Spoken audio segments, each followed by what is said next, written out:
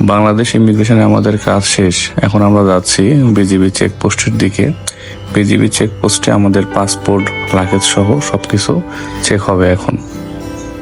BGB চেকপোস্টে আমাদের সকল checking শেষ হলো। যেহেতু বিজিবি চেকপোস্টে কোথাও ক্যামেরা এলাও না, এই কারণে সেখানে ভিডিও করা সম্ভব হয়নি।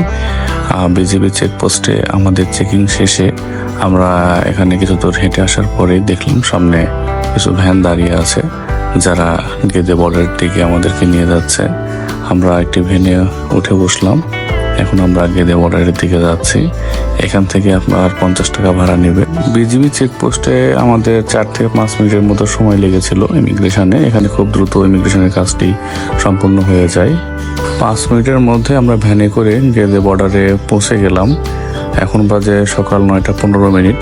কিন্তু গেদে বর্ডারে নামার পরে আমরা দেখলাম বিশাল বড় লাইন, সামনে অনেক মানুষ দাঁড়িয়ে আছে। আপনারা দেখতে পাচ্ছেন, সচরাচর সকাল 9টা, 9:30টার সময় এত মানুষ থাকে না।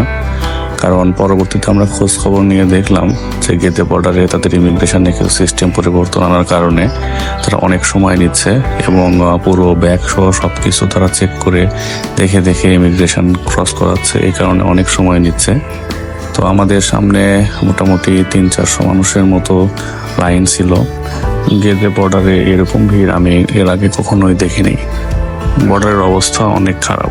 দীর্ঘ 6 ঘন্টা অপেক্ষার পরে দুপুর 2:30টার পরে আমাদের ইমিগ্রেশনটি সম্পন্ন হলো। ইমিগ্রেশন সম্পন্ন হওয়ার পরে আমরা অবশেষে বাংলাদেশ থেকে ইন্ডিয়াতে প্রবেশ করলাম। এখন আমরা যাচ্ছি গেদে স্টেশনের দিকে। তো আপনারা যারা আসবেন, আসার আগে অবশ্যই এই বিষয়টি ভালোভাবে জেনে আসবেন। এখন বর্তমানে গেদে বর্ডার দিয়ে ক্রস করতে অনেক সময় লাগতেছে। আপনাকে ধরে রাখতে হবে সকাল 9টায় যদি আপনি গেদে বর্ডারে পৌঁছান, তারপরও আপনি 2:30-3টার আগে ওইখান থেকে আপনার ইমিগ্রেশনের কাজ শেষ করে বের হতে পারবেন না।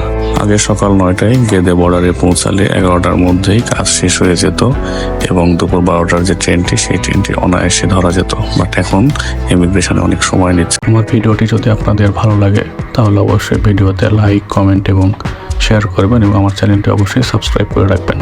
এরকম আরও অনেক সুন্দর সুন্দর ভিডিও আমার চ্যানেলে আপনারা পাবেন।